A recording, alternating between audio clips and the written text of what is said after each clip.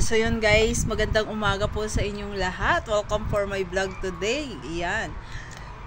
So ang umaga po namin for today's video guys is nabunutan na po si Angel ng ngipin ulit dito sa taas.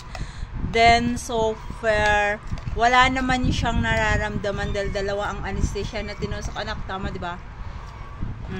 Dalawang anesthesia ang tinusok. Then napakasaglit lang at ngayon kumain na siya. Oh, binilhan ko na siya ng ice cream na 3-in-1 para makakain siya ng ice cream. Then maaga kami nagpila doon, pang last 2 minutes, second to the last na kami. Buti na lang nakahabol pa kami ng second to the last. Tapos nag-start ang bunutan is alas 9. 9 o'clock nag-start na ng bunot. Dumating yung doktora natin is 9 AM, dumating talaga siya. Then saglit lang siyang nagsalita, nagpaliwanag, then start nagbunutan na. Pero habang wala pa si doktora, in-interview kami, may pinilapan kaming form, tinitimbang kami isa-isa, then binibipi. Pero si Angel, hindi na siya binibipi kasi nga, bata nga naman siya. Then so far, wala namang, magaling yung dentist na nagbunot kay Angel, hindi mabigat yung kamay. No, kay compare doon sa, hindi na natin ibanggit yung pangalan, i-compare natin doon sa una.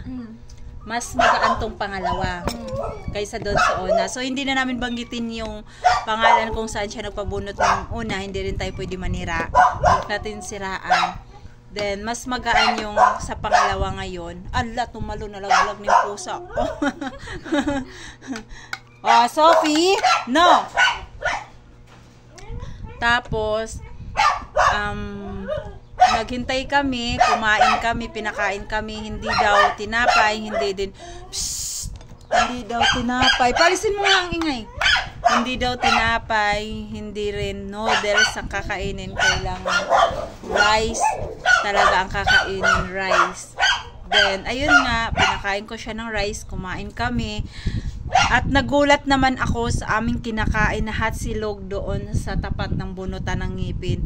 Kasi expected mo pag hot silog is nasa 45 lang yon. Isang longginisang kapiranggot, then isang itlog, then sinangag.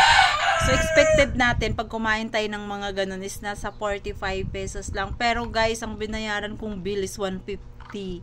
Dalawa lang kami ni Angel.